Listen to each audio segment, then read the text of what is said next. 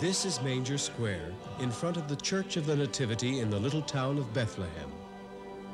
Once a year, masses of people gather here from every part of the globe. The occasion is Christmas. For nearly 2,000 years, the faithful have come to Bethlehem to celebrate the birth of their Messiah.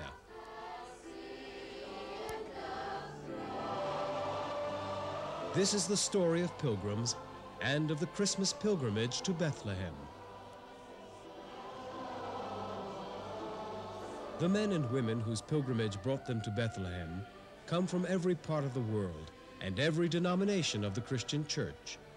Each brings with him centuries of tradition.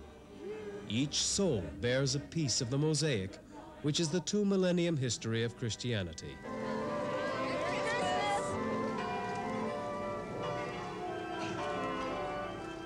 Jerusalem, capital of Israel. In the heart of Jerusalem is the Old City, and in the heart of the Old City is the Temple Mount. More than 2,500 years ago, the Temple of Solomon stood here. Now Islam's Golden Dome of the Rock is on the Temple Mount. In another part of the city, the Christian Quarter.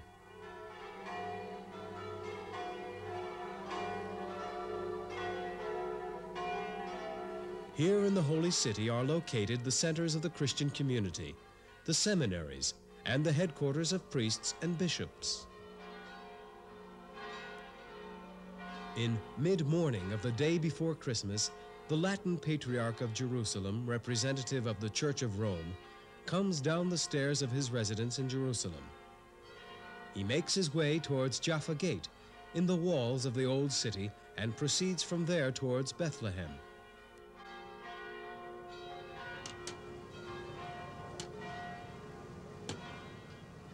The Armenian Patriarch leaves his convent in the Armenian quarter of the Old City.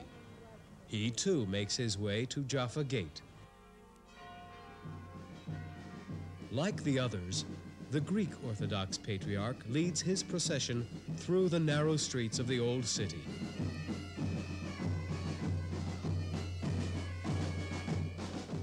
Bands of uniformed scouts accompany the patriarchs and clergy.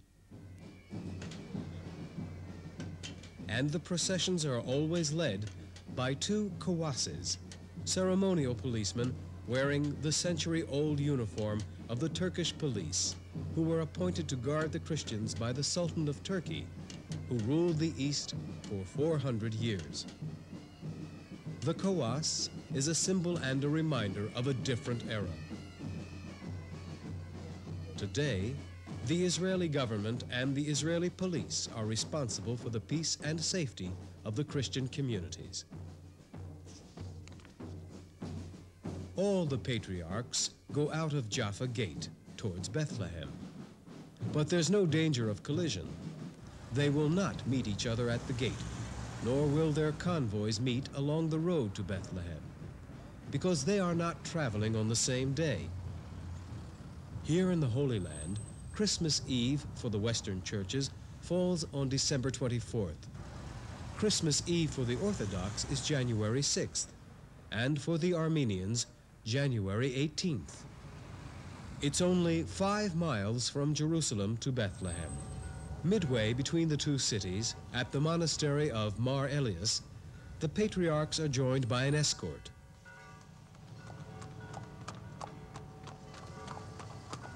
This is quite an old tradition.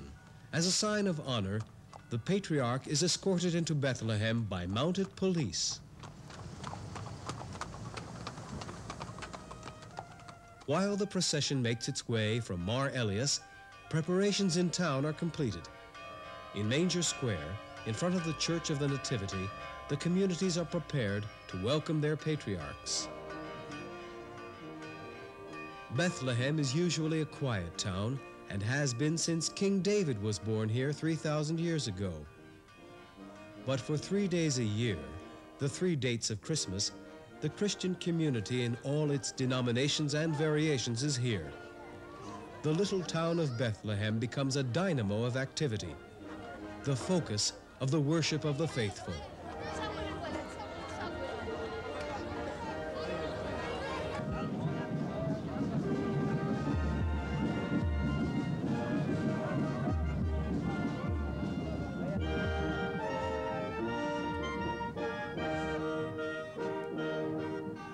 The Israel Police Band plays for the thousands of people who have come to Manger Square.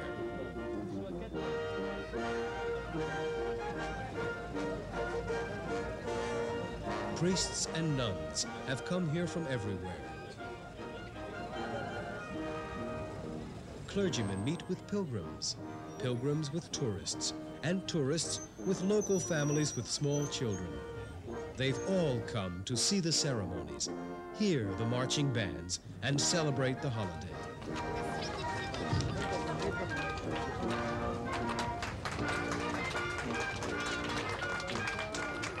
Slowly, the motorcades advance through the crowded old streets of the town. By about noon, they have all arrived at the square, each on his own separate date. Here comes the Latin Patriarch.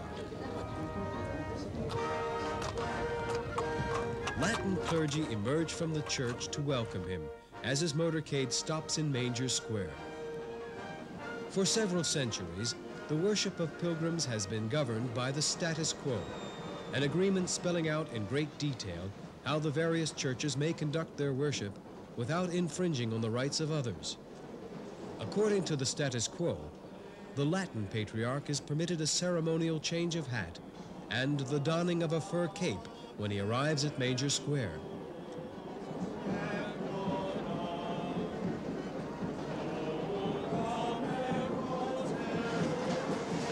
At the entrance to the church, he stops for a short ceremony, blessing the congregation with incense and holy water.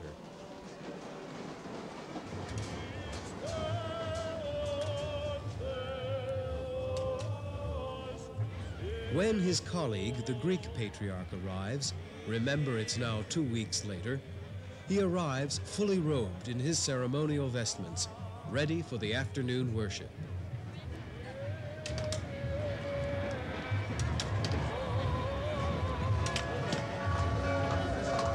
Israeli government representatives, the mayor of the town of Bethlehem, and local notables all welcome the Armenian Patriarch as they welcomed his colleagues before him.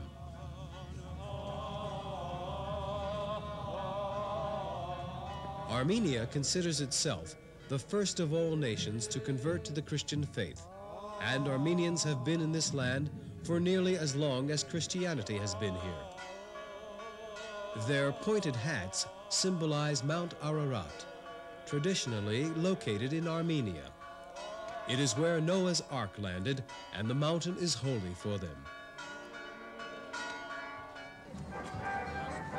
The round hat of the Coptic Patriarch looks like a sultan's turban.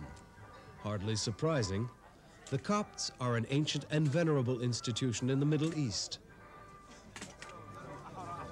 The Coptic Orthodox Church of Egypt was found by Saint Mark himself, the first bishop of Alexandria.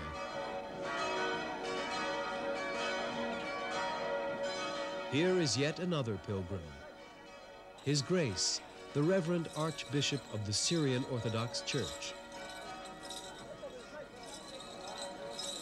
Called Jacobites after Bishop Jacob, their founder, the Syrian Orthodox center was in the ancient city of Antioch, and their church is one of the few groups still using the Aramaic language, the language Jews spoke in the time of Jesus. Once they were a powerful church, and on Christmas Eve they still organize for the great pilgrimage. But their power and influence have long since gone. The East became Muslim. In the odd admixture of symbols of our modern world, bagpipes and Santa Claus are there to greet them.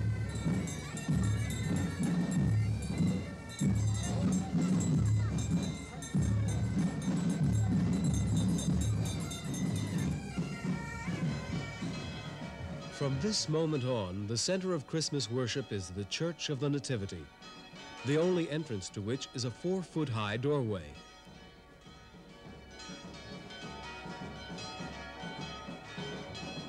All must bow low to enter it. Over the centuries, the church had been raided and plundered by Muslim fanatics, so the front door was made lower and lower for reasons of security.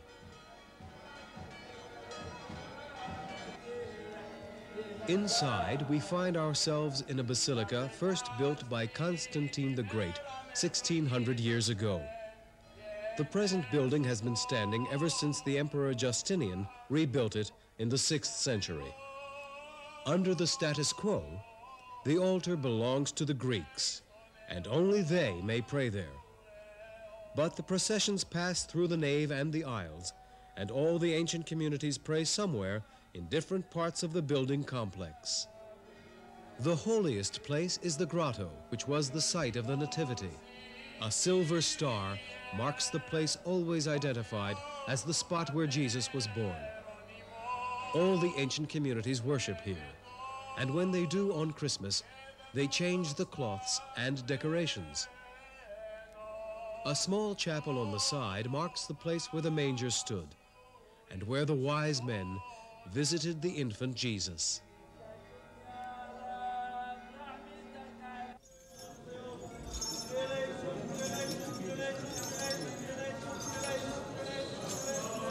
In the afternoon, for the first time, the church fills with worshipers.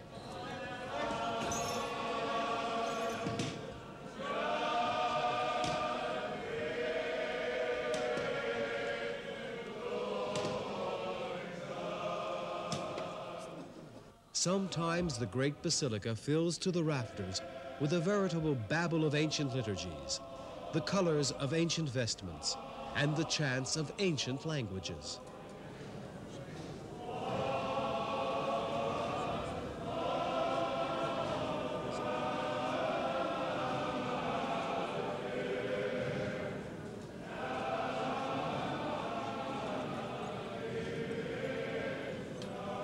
Only the ancient Orthodox communities pray here on Christmas Eve. We meet the Greeks and the Armenians especially.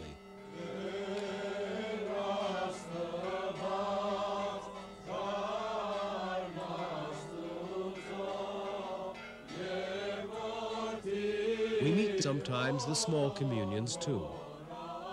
Depending on the date, the time of day, and the part of the church, we may meet more than one.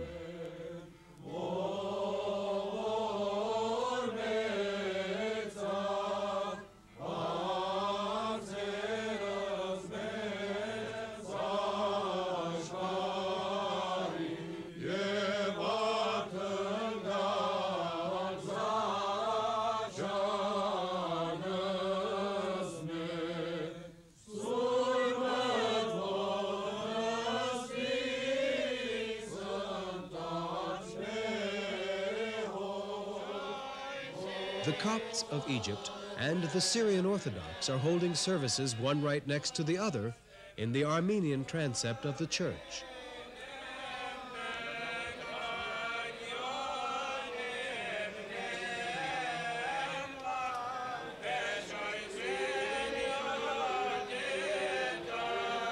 When his beatitude, the Greek Orthodox Patriarch, comes near, we shall hear his worship chanted in Greek, the language of the New Testament.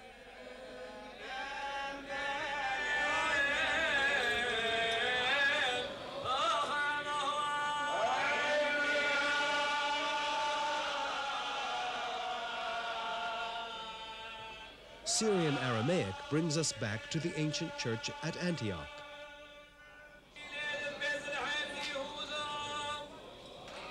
While in Coptic is preserved the closest we have to the actual language of the pharaohs of Egypt.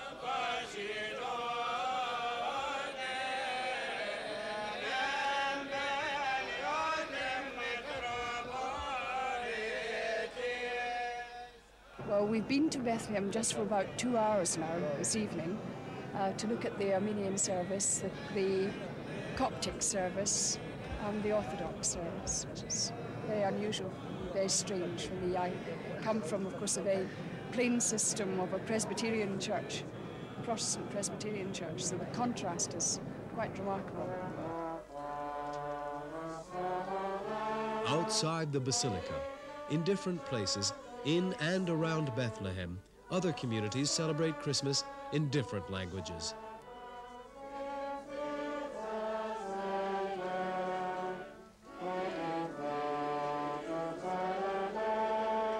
the Protestant community gathers at a site outside town, in a field with a cave set apart to remember where the shepherds were abiding in the fields, keeping watch over their flocks by night.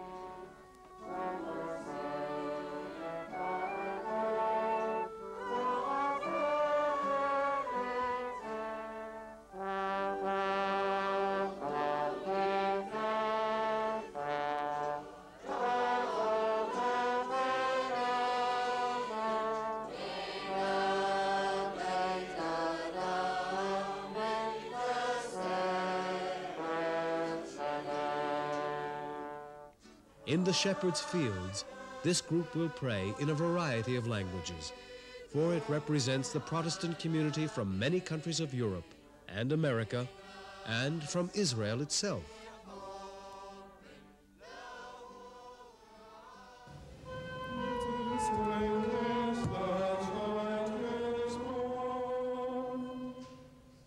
Erzählt bei den Völkern von seiner Herrlichkeit. On Christmas in Bethlehem, one can see how wide is the cultural spectrum of Christianity. European communities meet with the Middle East. Mesopotamia meets Africa in one small town 5 miles from Jerusalem. The Lutherans conduct their service in German and in English. While an ancient language called Gez, 1,000 years older than German, serves His Excellency the Archbishop of the Ethiopian Coptic Church.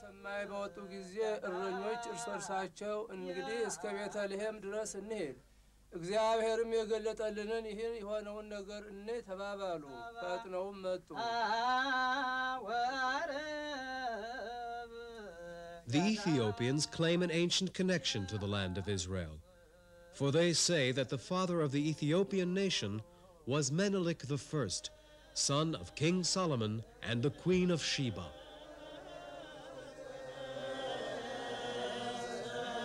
The first Ethiopian to become Christian was baptized not far from Bethlehem by Philip the Evangelist, one of the original 12 disciples.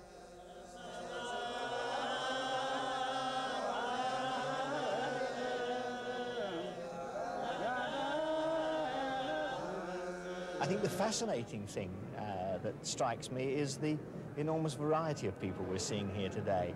All colours, shapes and sizes, as if the whole world is gathered here tonight. Why not? I mean, a church is also about a gathering of people and a meeting of people, and I think it's, you know, it's something to be applauded.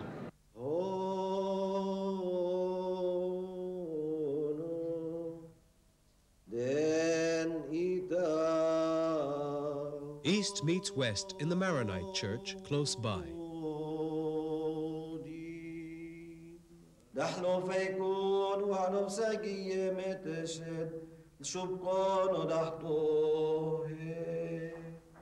A Middle Eastern church centered in Lebanon, almost as old as the others, it is allied to the Roman Catholics and loyal to the Pope.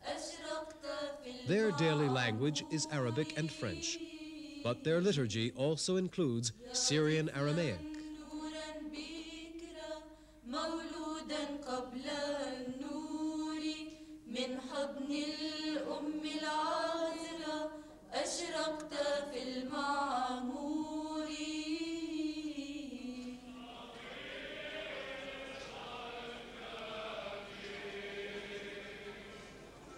As evening falls on Bethlehem, the patriarchs and their clergy prepare for the main Christmas Eve service.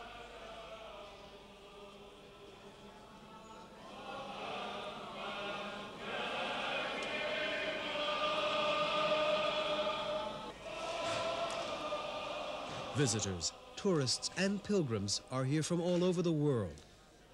You cannot put a price to the spiritual and emotional experience of being gathered here at the place where Christendom was born. And it is a very emotional experience. It is something that will stay within my memory, within my soul, for the rest of my life.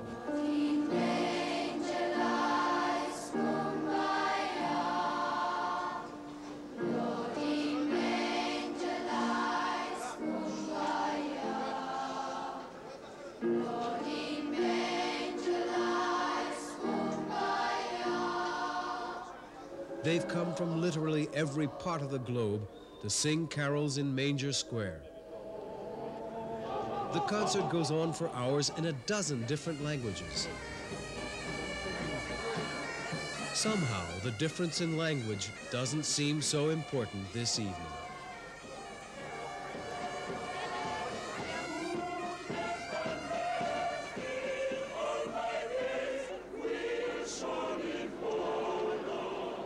The singing doesn't disturb the service of the Anglican Church. Does anyone know of anyone that has been left outside, finding difficulty to get in? Is there anyone missing that you know? Prince of Peace, hail the Son of Righteousness, light and life to all he brings, raised with healing in his wings. But he lays his glory by, born that man no more may die. Dating from Henry VIII and present in Jerusalem for more than a century, they are guests of the Greeks. Their Christmas worship is held in the courtyard of the Greek convent of the Church of the Nativity.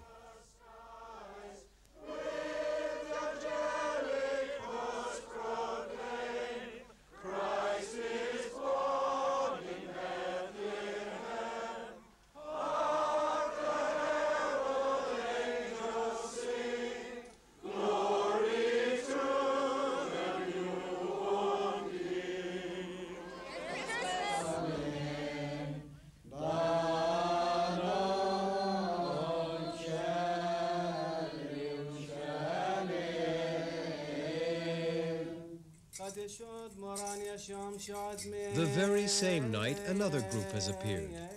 Our pilgrim is the Reverend Monsignor Vicar of the Syrian Catholic Church.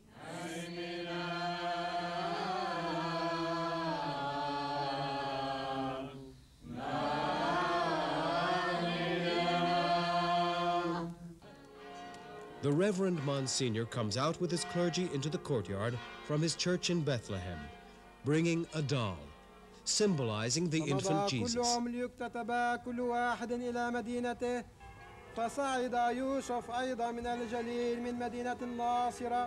Something unique and fascinating is about to happen. The vicar is lighting a fire. Lighting a fire would seem quite an ordinary thing to do, especially in winter. But on Christmas, the act has far greater significance. In ancient times, December the 24th was the date of the winter solstice, the time when the sun is lowest in the sky. The tradition of lighting a fire as if to reawaken the sinking sun is older by far than Christianity itself. It appears in Norse mythology as the Yule log. But the Syrian Catholic community lights the fire to symbolize the light that the birth of Jesus brought to the world.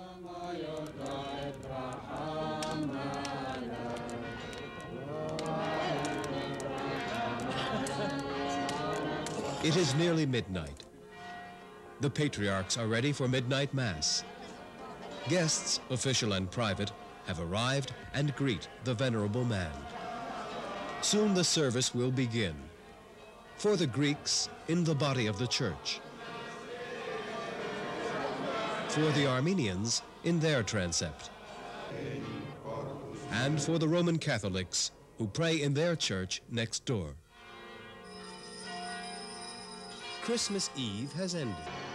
The bells toll midnight. Christmas Day has begun.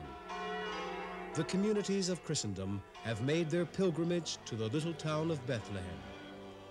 Great and influential men have been escorted in fine style, while simpler poor folk have made their way as best they could.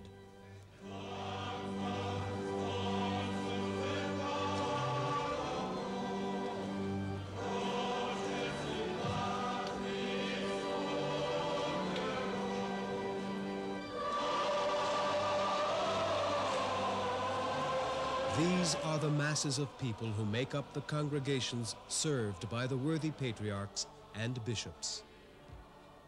They are Greeks, Syrians, and Armenians, Cypriots, Egyptians, Ethiopians and Arabs, and Americans and Russians, Japanese, Chinese, and Europeans from all countries, and from all over Black Africa. They are the community of the church. It is for them that great and dignified men have spent their lives as clergymen.